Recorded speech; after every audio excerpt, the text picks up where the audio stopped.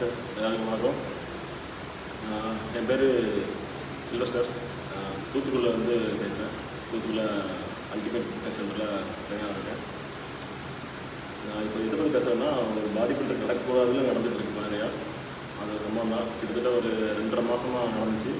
நான் இந்த பதிவு ஏன் இது பதிவு வரும்னா, அதில் வந்து இப்போ நிறையா நான் வந்து என்ன சொல்கிறது, நிறைய பாலிடிக்ஸ் நடக்க சொல்லுவாங்க. ஆனால் இது அதுக்கு மேலே இருக்குது. காசு சம்பாதிக்கிறதுக்காண்டியே கேம் நடத்துற மாதிரி இருக்குது. பாடி பில்டிங் பண்ணுறது எவ்வளோ கஷ்டம் எல்லாம் தெரியும். எத்தனை நாள் நம்ம சாப்பிடாம இருப்போம், ஃபுட்டு வந்து கண்ட்ரோல் பண்ணியிருப்போம், வாட்டர் ரேட்டு ஆயில் கிட்ட கட் பண்ணியிருப்போம், ஸ்வீட்டு போயிருப்போம், ஒரு நல்லது கிட்ட ஃபங்க்ஷன் போக முடியாது, அந்த மாதிரி இருக்கும். இது எல்லாம் தெரிஞ்சு ஒரு பாடி பில்டரே வந்து ஒரு காம்படிஷன் நடத்திருக்காரு. மிஸ்டர் ஏசியா அப்படின்னு சொல்லி ஒரு பேர் சொல்லுவாங்க. ஏசியா அப்புறம் ஒரு பேர் ரொம்ப சொல்ல விரும்பல, அதை கடையை சொல்லுவேன். நான் டைட்டில் வந்து அதுக்கு பேரே டைட்டில் வச்சுருக்கேன். மிஸ்டர் ஏசியா இன்னொரு மிஸ்டர் ஓசியா வச்சுருக்கேன். அது கரெக்டாக போகணும்னு உங்களுக்கு தெரியும் நினைக்கிறேன்.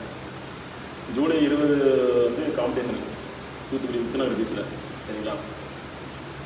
ஜூலை 10 வந்து என்ட்ரி ஃபீஸ் வந்து ஆன்லைன் பேமெண்ட் பண்ணால் அமௌண்ட் கம்மி சொல்லியிருந்தாங்க. நாங்கள் வந்து டைம் கேட்டோம். நம்ம லோக்கல் தான், கொஞ்சம் அமௌண்ட் கொஞ்சம் டேட் கொஞ்சம் இது பண்ணுங்க சொன்னோம், எக்ஸ்டெண்ட் பண்ணுங்க. இல்லை எல்லோரும் ரெகுலர்ஸ் தான், சில ரூல்ஸ் கரெக்டாக பேச ஃபாலோ பண்ணுறவங்க கூட அப்போ எல்லாம் கரெக்டாக இருக்கும். நிறைய பேர் சொன்னாங்க ஒரு நடந்த காம்படிஷன் இறங்காதீங்கன்னு சொன்னாங்க. நான் அதேமாரி எதுக்கிறேன்னா, நான் வந்து பாடி பில்டிங் பண்ணுறது வந்து ஃபேமிலியில் நிறைய பார்க்குறேன், வெளியூரில் பண்ணியிருக்கலாமே. அப்படிங்கிறது தூத்துக்குடி பீச்சில் முத்துநகர் பீச்சில் இருக்குது. எல்லாருக்கும் சண்டே நடக்கிறதுனால எல்லோரும் என் ஃபேமிலி எல்லாம் பார்ப்பேன். ஆசையில் தான் அமௌண்ட்டு பரவாயில்ல, கட்டினா பரவாயில்ல, வட்டிக்கு வாங்கி நான் கட்டினேன், சரிங்களா? அதில் என்ன சொன்னார்னா, அவர் கேஷ் ப்ரைஸ் வந்து ஃபஸ்ட் ப்ரைஸ் வந்து 6,000, செகண்ட் ப்ரைஸ் வந்து 4,000, தேர்ட் ப்ரைஸ் வந்து 2,500 சொல்லியிருந்தாங்களா. நான் 3 கேரியர் பண்ணேன். 3 இல்லைன்னா பாடி பில்டிங்கு, மென் ஃபிசிக், கிளாசிக் ஃபிசிக். அதில் நான் பாடி பில்டிங் வந்து ஃபஸ்ட் பண்ணியிருந்தேன், கோல்டு மெடல். கிளாசிக் வந்து செகண்டு, மென் ஃபிசிக்கில் வந்து 6th பண்ணியிருந்தேன், 6th 5th பண்ணியிருந்தேன். அப்போது அது முடிஞ்ச அப்புறம் இது சவுத் இந்தியா மேட்ச் முதல் கேட்டு, இது சவுத் இந்தியா மேட்ச் வரதுனால தமிழ்நாடு, ஆந்திரா, கர்நாடகா, அப்படியே கேரளா எல்லாம் வந்துருந்தாங்க. என்ட்ரி ஃபீஸ் கரெக்டாக வாங்கியிருக்காங்க, சரிங்களா? ப்ரைஸ் பண்ணி வந்து ஸ்டேஜில் தான் கொடுத்துப்பாங்க. ஒன்று அமௌண்ட்டை கொடுப்பாங்க, இல்லை செக்காக கொடுப்பாங்க. இவங்க கடைசி நேரத்தில் என்ன சொன்னாங்கன்னா, வீட்டுக்கு போயிட்டு நீங்கள் சர்டிஃபிகேட்டை அந்த ஃபோட்டோ வாட்ஸ்அப் பண்ணுங்கள், நாங்கள் அதை பார்த்து உங்களுக்கு வந்து ஜிபே பண்ணுறோம். சரி, ஏதோ பிரச்சனை பண்ண வேண்டாம், நம்ம ஊருக்காரர் நடத்துகிறாங்க அப்படி சொல்லி நாங்கள் போயாச்சு. நான் நைட்டு வீட்டுக்கு போயிட்டு ஒரு மெசேஜ் போட்டேன். ஒரு தனியார் வந்து மேட்ச் நடத்து ஓகே தான் சொல்கிறாங்க, நல்லா பண்ணீங்க. ஒரு சின்ன வருத்தம் எனக்கு வந்து கிளாசிக் மென் ஃபிசிக்கில் வந்து எனக்கு வந்து பேஸ்மெண்ட் கொஞ்சம் பின்னாடி பேக் அடிச்சு. அப்போ எனக்கு என்ன ஃபால்ட்டு அப்படி கேட்க சொன்னேன். அதே மாதிரி தரமாக போயிடுச்சு. அதுக்குள்ளே வச்சுருக்கேன். அது போக மேட்ச் முடிஞ்சு நான் அதுக்கப்புறம் 2 நாள் வெயிட் பண்ணேன். சரி, அவர் வந்து எனக்கு வந்து 4 லட்ச ரூபா ட்ரான்சாக்ஷன் நான் பண்ணனால எனக்கு வந்து அக்கௌண்ட் ஃப்ரீஸ் ஆகிடுச்சு, அமௌண்ட் பே பண்ண முடியல. நான் 2 நாள் 3 நாள் 4 நாள் வெயிட் பண்ணேன். அப்புறம் வந்து எனக்கு வந்து ஜூலை 28 நினைக்கிறேன், 27 நினைக்கிறேன், சென்னையில் வந்து சைபர் அசோசியேஷன் ஃபஸ்ட் டைம் காம்படிஷன் பண்ணேன். ஸ்டேட் மேட்ச் நடத்தினாங்க, அது போனேன். அதுக்கு போகிறதுக்கு முன்னாடி விட்டு கேட்டேன். நான் எனக்கு அந்த ப்ரைஸ் பண்ணி 10,000 தாங்க, ஏன்னா நான் கடன் வாங்கி தான் நான் என்ட்ரி ஃபீஸ் கட்டியிருக்கேன். பாடி பில்டிங் பண்ணுறது எவ்வளோ இருக்குது, நிறையா வந்து ஃபினான்ஷியலாக நிறைய பிரச்சனை வரும். அப்படி இருக்கும்போது நான் வந்து அவங்க 10,000 தான் நம்ம பாடி பண்ண அவசியம் இல்லைன்னா, பாடி ரெடி பண்ணுறதுக்கு அவசியம் கிடையாது. அந்த அமௌண்ட் வச்சு நம்ம அடுத்த காம்படிஷன் வந்து என்ட்ரி ஃபீஸ் கட்டுறதுக்கு யூஸ் பண்ணிக்கலாம், ட்ராவலுக்கு யூஸ் பண்ணிக்கலாம். அப்படிங்கிறது தான் கேட்டதுக்கு, இல்லை யாருக்குமே கொடுக்கல, இப்போதைக்கு எல்லாருக்கும் அமௌண்ட் பையில கொடுத்துருக்கேன், உங்களுக்கு ஒரு 7 பேர் தான் கொடுக்க வேண்டியிருக்கு பேலன்ஸு. நான் அக்கௌண்ட் வந்து ஃபீஸ் இருக்குது, ஓப்பன் ஆனவங்க நான் வந்து அமௌண்ட்டை போட்டுருப்பேன். நான் வந்து வெயிட் பண்ணி கேட்டே இருக்கேன், தரவே இல்லை. நான் வந்து சென்னை நான் தான் டிலைட் பண்ணி விட்டேன். அமௌண்ட்டு இப்போ ஒரு 5-6 பேருக்கு உங்களுக்கு சேர்த்து ஒரு 8 பேர்கிட்ட அனுப்ப வேண்டியது இருக்குது, சரியா? அக்கௌண்ட்லேருந்து பணம் எடுக்க முடியல, அக்கௌண்ட்டு பிளாக் பண்ணி வச்சுருக்காங்க. அக்கௌண்ட் ரிலீஃப் ஆன பிறகு அவனுக்கு அமௌண்ட் அனுப்பிவிடுவோம், சரியா? நான் தான் ரிலீஃப் பண்ணது, கேள்வி மேலே கேள்வி வந்துகிட்டே இருக்கும், எதுக்கு ஏதுன்ற மாதிரி. அதனால தான் அமௌண்ட்டை நான் அதில் அக்கௌண்ட்டை நான் தான் டிலைட் பண்ணிவிட்டேன்.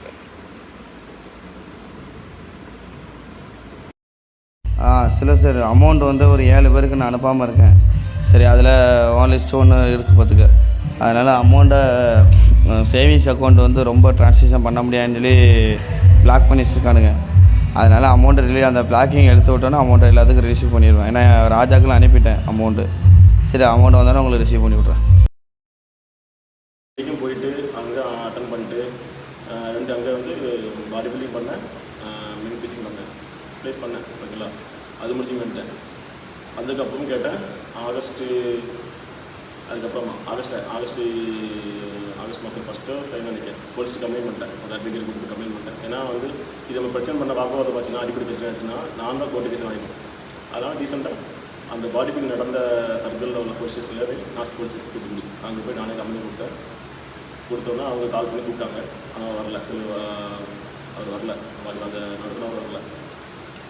2ஆவது கால் பண்ணாங்க, வரல. 3ஆவது கால் பண்ணாங்க, வரல.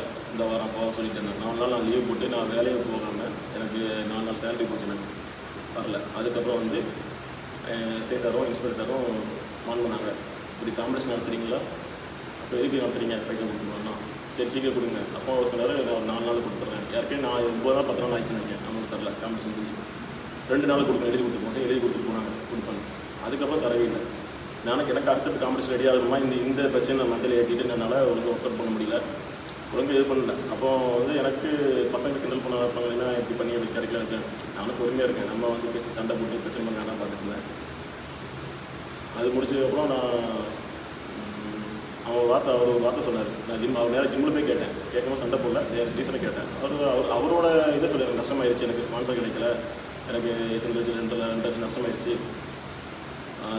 நஷ்டமாச்சுன்னா அது யார் லாபம் வந்து எப்படி தர போகிறீங்களா? நீங்கள் சொன்ன மாதிரி நாங்கள் இன்டர்வியூ செஞ்சோம், பைசா நாங்கள் ஓசியில் வந்து நாங்கள் காம்படிஷன் நடக்கலாம் வந்து இது பண்ணலை, காம்படிஷன் பண்ண வரல. நாங்கள் வந்து 3 பேர் 18,000 கிடைப்போம், 6,000 3 பேர் 15,000 கிடைப்போம் ரவுண்டாக. அதுக்குள்ளே ஜிபே பண்ணிப்போம், அவங்க ஒய்ஃப் அக்கௌண்ட் அனுப்பியிருப்போம்.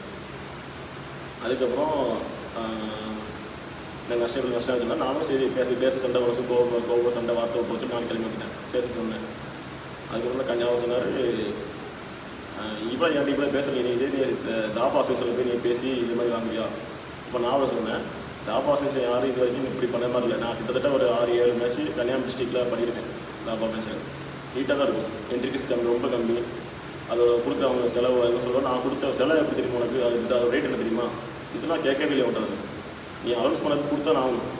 அப்போ நான் சொன்னேன் கன்னியாகுமரி. இப்போ அதுக்கப்புறம் கன்னியாகுமரி 2 மேட்ச் முடிச்சுருந்து. இப்போது இந்த மாதம் செப்டம்பர் 28ஆம் ஒரு மேட்ச் பண்ணிருந்தேன். ஸ்ட்ராங்மன் கண்ணன் அவங்க நடத்துகிற மேட்ச்சுக்கு டிஸ்ட்ரிக்ட் மேட்ச் நல்லா இருந்துச்சு. அந்த அவங்க கொடுத்த சிலையை கிட்ட கிட்டி வச்சு பார்த்தா அந்த சிலைக்கு கால் குட்ட வரைக்கும் வராது, அந்த மாதிரி சின்னதாக இருக்கும்.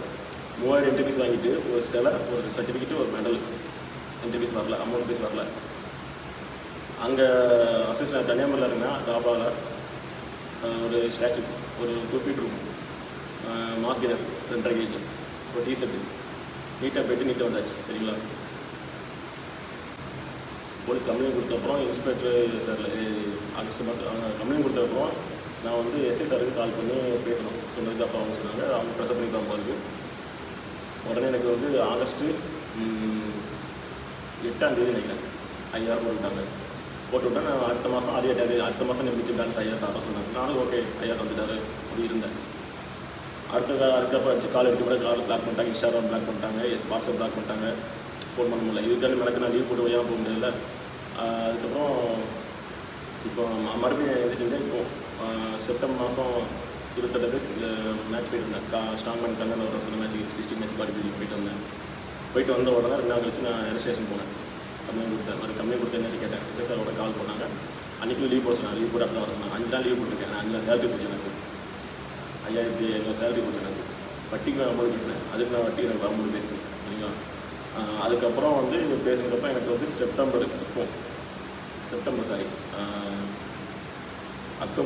அக்டோபர் மாதம் எனக்கு 8ஆம் தேதி நினைக்கிறேன். சரி, அக்டோபர் 17ஆம் தேதி போட்டு அமௌண்ட் போட்டுருக்காங்க.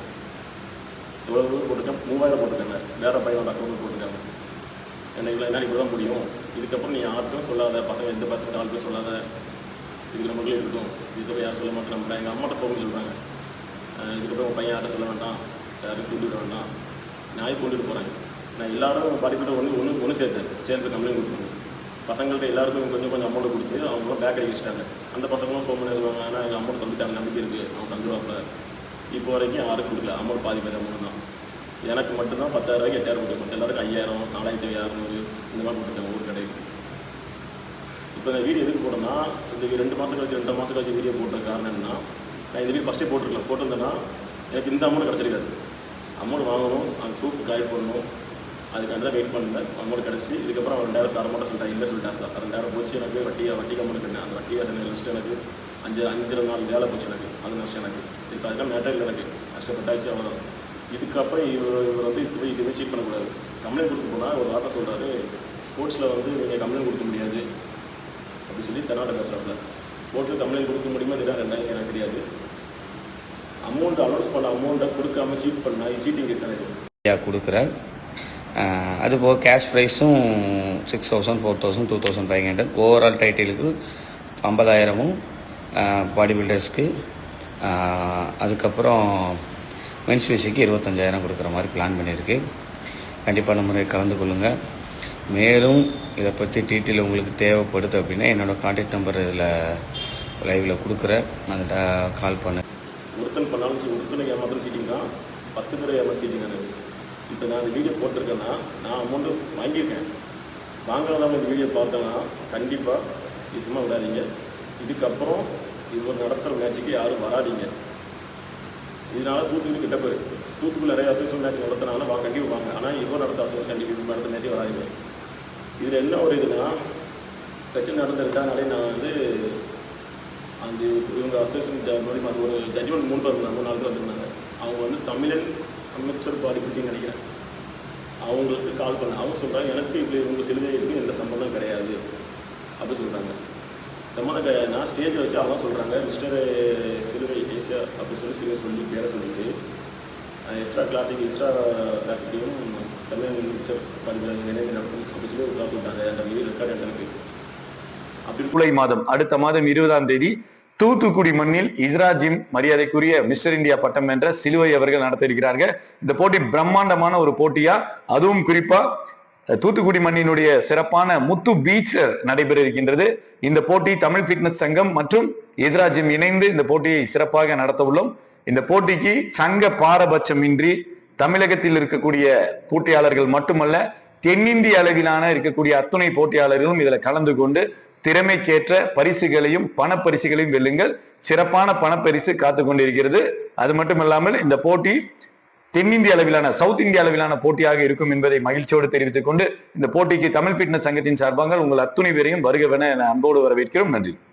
போது இப்போ இவன் பண்ணுறதுனால இப்போ யார் கெட்ட பேர் அந்த அசன் கெட்ட பேர் அப்போ நீங்கள் என்ன பண்ணிருக்கணும், அந்த பிரச்சனை நடந்து ஒரு 2-3 நாளே திரும்ப அவங்க ஆள்விக்காங்களாம். அப்படியே ஒரு பதிவு போட்டுக்கலாம். எங்களுக்கும் அந்த அசோசியேஷன் அவங்களுக்கு அந்த மேட்ச் நடத்த அந்த காம்படிஷன் நடத்த அந்த பாடி அவருக்கும் இந்த சம்மந்தம் இல்லைன்னு சொல்லி அவர் அன்றைக்கி பதிவு விட்டுருக்கலாம். இல்லை ஒரு கம்ப்ளைண்ட் கொடுத்துருக்கலாம் அவர் மேலே, உன்னால் எங்களுக்கு கிட்ட பேர் வருது எதுவும் பண்ணலை. அப்போ இருக்கும்போது அப்போ 2 பேர் இவங்க எல்லாம் ஒரே கூட்டுக்கலாம் வாங்க அப்படிங்கிறது எங்களுக்கு தோணுது இருக்கும். இது வரைக்கும் ஒரு ஆக்ஷன் பண்ணலையே, ஆக்ஷன் இருக்கலையே அவங்க பேசலையே. சொல்கிறேன் ஒரு சிலுமையும் சொல்கிறேன், பேர் சொல்கிறேன். ஆனால் அதுக்கு நான் அடமொழி சொல்கிறேன். ஒரு பட்டம் அந்த பட்டத்துக்கு இவருக்கும் லாய்க்கே இல்லாதவர் சொல்கிறேன். இதில் வேறு வந்து அவர் டெல்லிக்கு சீஃப் கெஸ்ட்டாக வர என்ன பண்ணிட்டாங்க. இந்த வீடியோ பார்த்தீங்கன்னா அவர் கூப்பலாம் வேண்டாம் வந்து பாருங்கள். ஏன்னா ஒரு பாடி பில்டிங் பண்ணுறதுக்கு அவர் கஷ்டம் அவருக்கு தெரியும். அவர் சொல்ல நானும் சின்ன வயசுல பாடி பண்ணியிருக்கேன் தெரியாது. தெரிஞ்சு அப்போ எதுக்கு இப்போ பாடி பண்ண வயதில் அடிக்கிங்க. லோக்கலுக்கு உள்ள இருக்க எங்களுக்கே நீங்கள் ஒரு பண்ணிங்கன்னா வெளியூருக்காக எவ்வளோ வந்திருக்க மாட்டான். 5000 நீ எனக்கு ஊருக்கு வரணுமா, ஆந்திராவில் வரணுமா, கேரளாவில் வரணுமா, கர்நாடகாவில் வரணுமா அப்படி சொல்லி கேட்பாங்க. வர முடியுமா யோசிப்பாங்க. இதை பார்த்தீங்கன்னா கண்டிப்பாக இவனால் பாதிக்கப்பட்ட ஆள் யாராக இருந்தாலும் கண்டிப்பாக இது ஷேர் பண்ணுங்கள். கண்டிப்பாக நீங்கள் ஒரு வீடியோ பதிவு பண்ணுங்கள். இதுக்கப்புறம் இது மேட்ச் எங்கே நடத்தக்கூடாது, இது எந்த ஸ்டேஷனையும் ஏறக்கூடாது. இதுக்கு ஏறினா கண்டிப்பாக என்னோடய ஆகும். இதனால் எனக்கு பிரச்சனை பண்ணலாம். எனக்கு கம்மியாக போய் எல்லாம் கம்மியாக பண்ணலாம். இல்லை எதாவது பசங்க வச்சு பிரச்சனை பண்ணலாம். ஆள் சொன்னால் கனவு சொன்னேன் எனக்கு ஆள் இருக்குது, என்னாலும் பண்ண பிரச்சனை இல்லை பார்த்துக்கிறேன். இதெல்லாம் பாதிக்கப்பட்ட யாராலும் சரி கண்டிப்பாக வெளியே வாங்க, சும்மா விடாதீங்க. கடைசி ஒரு சொல்லியிருக்கிறேன். நான் ஸ்டார்டிங்கில் ஒரு டைட்டில் ஒரு போட்டுருக்கேன். அந்த டைட்டில் வந்து முதல் இருக்க வந்து அது சம்மந்தமே இல்லாத டைட்டில் அவருக்கு ஒருத்தி இல்லாது. 2வது ஒரு பேர் அதுதான் அவர் வைக்கிறது. அது கரெக்ட்னா கம்மெல்லாம் சொல்லுங்கள், நீங்களும் பண்ணுங்கள். முக்கியமாக இன்னும் சொல்லணும், நஷ்டம் சொல்கிறார். 4 லட்ச ரூபா டிரான்சாக்ஷன் பண்ணனால ஃப்ரீ சார்ஜ் சொல்கிறார். 2 லட்சம் நஷ்டம் சொல்கிறாரு. அந்த பீச்சுக்கு வாடகை 50,000 கொடுத்தேன் ஸ்டேஜுக்கு. அங்கே இப்படி பண்ணி அதெல்லாம் கணக்கு கேட்கவே இல்லையே. எங்கள் அம்மாட்ட பேசுகிறாங்க. எங்கள் அம்மா கேட்டாங்க, ஒரு வார்த்தை அம்மா நறுக்குன்னு கேட்டாங்க. எனக்கு இவ்வளோ சின்ன எத்தனை லட்சம் நஷ்டமாயிட்டு எனக்கு தெரியுமா, அவங்க தெரியுமா கேட்டாங்க. எங்கள் அம்மா கேட்டாங்க, நஷ்டம் சொல்கிறல யாரும் எல்லாம் பைசா கொடுக்க மாட்டேங்க, கொடுக்கல எல்லாரும் அவங்க ஃப்ரீயாக வந்து இறங்கலையாமோ, காசு கொடுத்து இறங்குறாங்க. நஷ்டம் சொல்லணும்னு சொல்கிறல இப்போ கொடுக்காம இருக்கு. அப்போ லாபம் வந்தால் மட்டும் நீ எல்லாரும் கொடுப்பியா அப்படின்னு அம்மா கேட்டாங்க. அவன் வாய் பேசவே இல்லை ஃபோனில். வீட்டில் இப்படியே அமைதியாக இருக்காங்க. அப்போ வந்து நீங்கள் வந்து எங்கள் அம்மா கேட்காங்க, நஷ்டம் வந்தாலும் உனக்கு தான், லாபம் வந்தாலும் உனக்கு தான், நல்ல பேர் வந்தாலும் உனக்கு தான், கெட்ட பேர் வந்தாலும் உனக்கு தான், இதெல்லாம் பேர் சம்பாதிக்க தான் நடத்துவாங்க. இப்போ இது கரெக்டாக கொடுத்துருந்தேன்னா ஒத்தையில் தனியாக இருந்து ஒருத்தன் வந்து மேட்ச் நடத்தி நல்லபடியாக முடிச்சிட்டான்ப்பா அப்படி சொல்லுவாங்கள்ல. இப்போ யார்கிட்ட பேசணும்? இப்போ மேட்ச் நடத்தி இது வரைக்கும் அவரோட பேஜில் காம்படிஷன் நடந்ததை பற்றி அதிகமாக வீடியோ போட்டுக்க மாட்டார். எனக்கு இவ்வளோ இஷ்யூ ஆகிட்டு, எனக்கு இவ்வளோ கஷ்டமாயிட்டு, நஷ்டமாயிட்டு ப்ரூஃபோட காமிச்சிக்கும் பார்ப்போம். 2 ஜிம் வச்சுருக்காப்புல, சப்ளிமெண்ட் ஷாப் வச்சுருக்கேன் கேள்விப்பட்டேன். இவர் வந்து எங்களுக்கு சொல்கிறாரு டேக்ஸ் பிடிச்சது தருவாங்க. இவர் வந்து டேக்ஸ் கேட்குறாரா? இந்த இன்கம் டேக்ஸ் டிபார்ட்மெண்ட் இதெல்லாம் செக் பண்ணாங்க தெரியாது. இதான் கேட்டேன். ஃபஸ்ட்டு இவங்க செக் பண்ணுங்க. ஃபஸ்ட்டு இவங்க 2 ஜிம் வச்சு டேக்ஸ் பண்ணுறது டேக்ஸ் கட்டுறாரா? இல்லை சப்ளிமெண்ட் ஷாப் வச்சுருக்காரு, இவர் வந்து டேக்ஸ் கட்டுறாரா? இவர் சப்ளிமெண்ட் என்ன ரேட்டிங் கொடுக்காரு எல்லாம் தெரியும். அது அவரோட திறமை விற்கிறது, நாங்கள் தலையில். இதோட டேக்ஸ் ரூல்ஸ் பஸ் வரல, இவரும் டேக்ஸ் கட்டுறாங்கன்னு வந்து செக் பண்ணுங்க. ஓகே, இதுக்கப்புறம் இந்த வீடியோ வந்து நான் பதிவிட்டதுக்கப்புறம் கண்டிப்பாக எனக்கு எதிர்ப்பு தெரிச்சு யாராவது பண்ணுவாங்க. அதுக்கு எனக்கு ப்ரூஃப் இருக்குது சரிங்களா? அதுக்கு நான் வந்து வீடியோ ஆதாரத்தோடு காமிப்பேன் சரிங்களா? Okay, thank you.